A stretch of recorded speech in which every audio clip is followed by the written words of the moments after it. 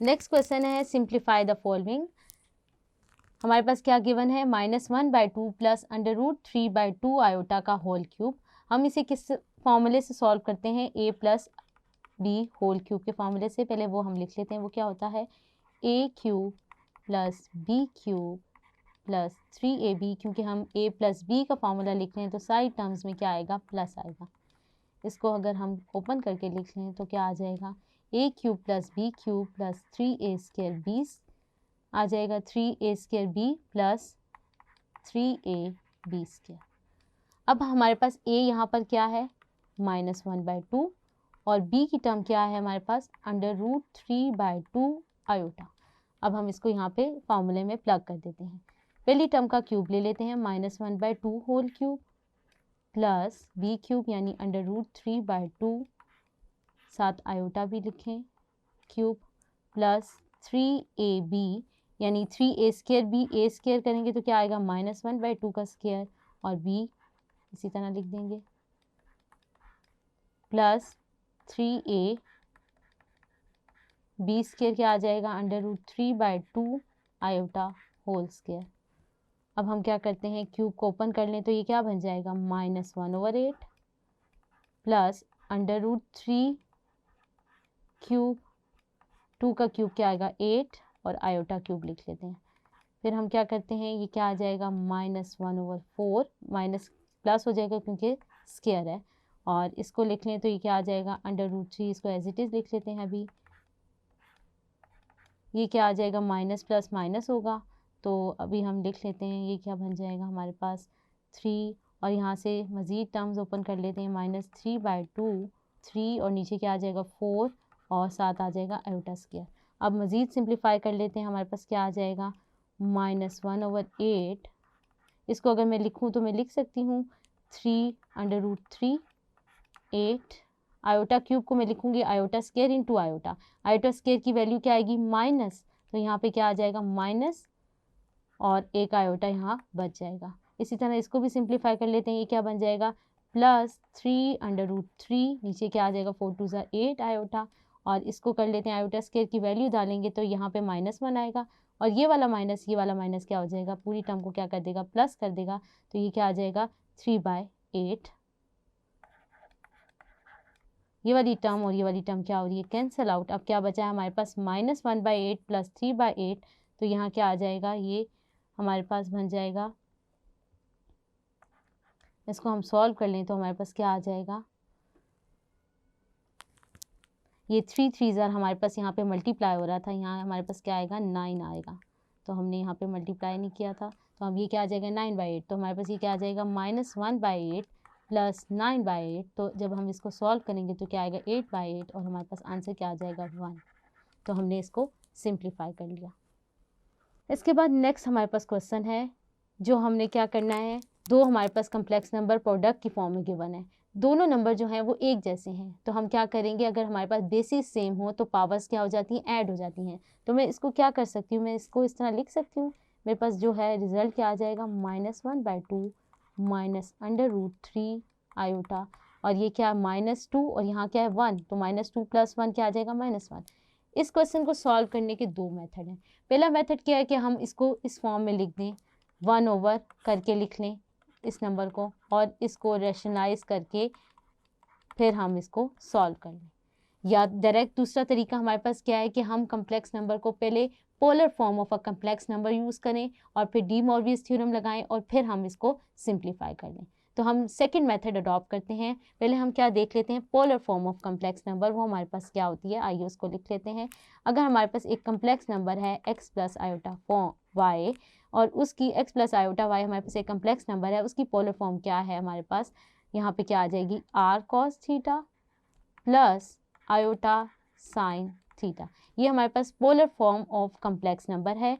यहाँ पर x किसके बराबर होता है, r cos थीटा, और y किसके बराबर होता है, r साइन थीटा के, और यहाँ पर जो है थीटा है वो किसके बराबर होता है, tan इनवर्स y/x, और r जो है वो किसके बराबर होता है, x² + y² √।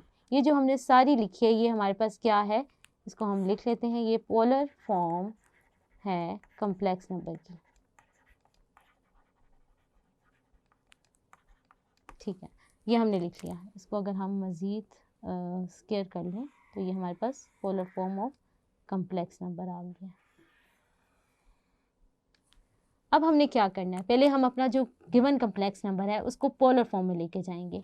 हमने ये polar form of complex number लिख लिया। अब हम क्या करते हैं, आर निकाल लेते हैं। यहाँ पर एक्स हमारे पास क्या है, एक्स अगर हम देखें तो यहाँ पे हमारे पास क्या है -1/2 और वाई हमारे पास क्या है जो है वो है -√3/2। तो आर निकाल लें तो वो क्या है x² + y² √। तो यहाँ पे हम इसको डाल देते हैं इनकी वैल्यूज़ को। तो जब हम इसको सिंप्लीफाई कर लेते हैं तो r की वैल्यू क्या आ जाएगी, हमारे पास 1 आ जाएगी, क्योंकि 1/4 आएगा और यहाँ से क्या आएगा 3/4, तो 4/4 क्या हो जाएगा कैंसिल और आंसर क्या आ जाएगा r 1 आ जाएगा।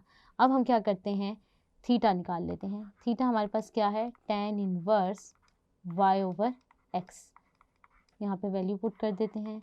tan इनवर्स y हमारे पास क्या है -√3/2 डिवाइडेड बाय -1/2। 2 क्या हो रहा है कैंसिल आउट, माइनस माइनस भी कैंसिल आउट हो रहा है, तो हमारे पास जो बच जाएगा सिर्फ क्या बचेगा, थीटा = tan इनवर्स √3। अगर हम कैलकुलेटर में चेक कर लें tan इनवर्स √3 किसके बराबर है, तो हमारे पास जो है आंसर आ जाएगा 60। तो यानी हमारे पास थीटा किसके बराबर आ गया 60 डिग्री। अब हम देखें हमारा जो कम्प्लेक्स नंबर है वो किस क्वाड्रेंट में लाई करता है। कम्प्लेक्स नंबर है हमारा -1/2 और -√3/2। अगर हम देखें यहाँ पर, अगर हम क्वाड्रेंट ड्रॉ कर लें तो हमारा कम्प्लेक्स नंबर जो है वो किस क्वाड्रेंट में है, थर्ड क्वाड्रेंट में।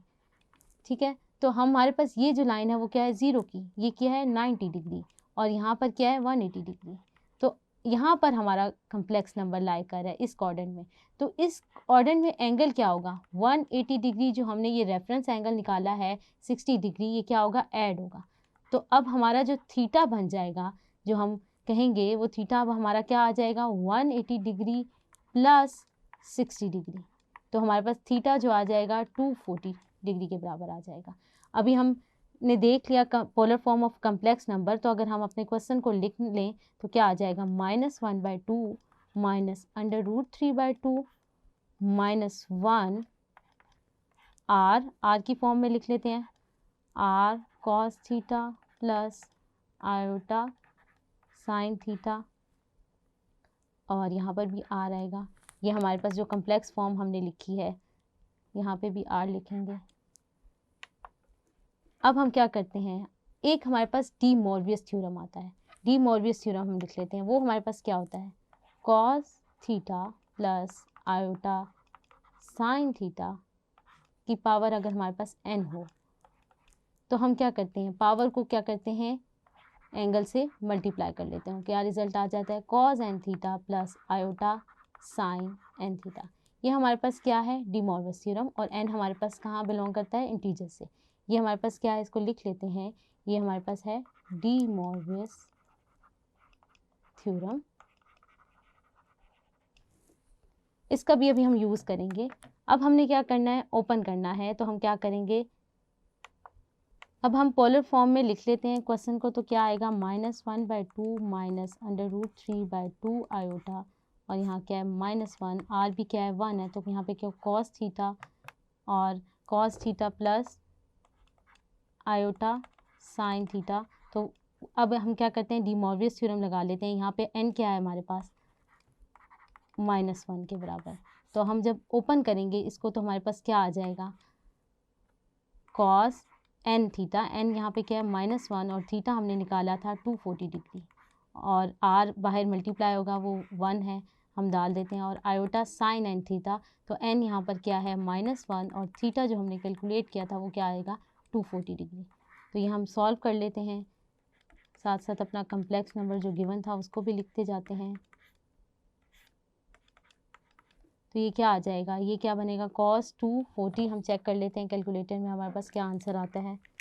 cos साइन जो है वो ऑब्जर्व कर लेता है, तो हम देख लेते हैं हमारे पास क्या आंसर आ रहा है। ये आ जाएगा -1/2 के बराबर। तो हमारे पास ये चीज़ जो आ रही है -1/2 के बराबर आ रही है। इसी तरह साइन जो है वो हम देख लेते हैं, -240 किसके बराबर आता है, तो साइन -240 जो है वो √3 3 के बराबर आता है, √3/2। तो हम ये लिख लेते हैं। तो हम देख सकते हैं हमारा जो कम्प्लेक्स नंबर है वो सिंप्लीफाई हो गया है। इसके बाद हमारे पास नेक्स्ट क्वेश्चन है, simplify the following complex number. हमारे पास क्या गिवन है, a minus b iota cube. तो आइए इसको देख लेते हैं, वो क्या है हमारे पास,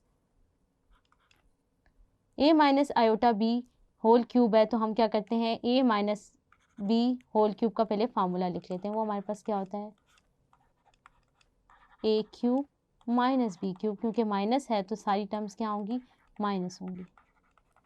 इसको मज़ीद ओपन कर लें तो क्या आ जाएगा, a cube minus b cube minus 3a² b plus minus minus क्या हो जाएगा, प्लस 3ab²।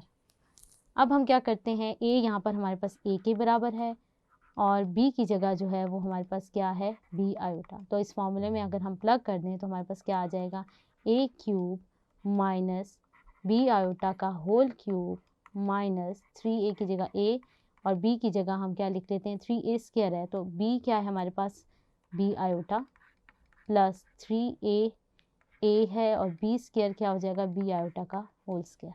तो इसको मज़ीद सिंप्लीफाई कर लेते हैं तो क्या आ जाएगा, a क्यूब और आयोटा क्यूब को अगर मैं लिख लूँ b क्यूब, आयोटा क्यूब को लिख लेती हूँ आयोटा स्क्वायर इंटू आयोटा, इसको लिख लेते हैं 3a² b iota plus 3ab² iota square. मज़ीद सिंप्लीफाई कर लेते हैं तो ये क्या आ जाएगा, आयोटा स्क्वायर की वैल्यू डालें तो क्या आएगी, -1। बाकी टर्म्स को मैं ऐसे ही लिख रही हूँ, यहाँ पे आयोटा स्क्वायर की वैल्यू डाल देते हैं तो क्या आ जाएगी, -1।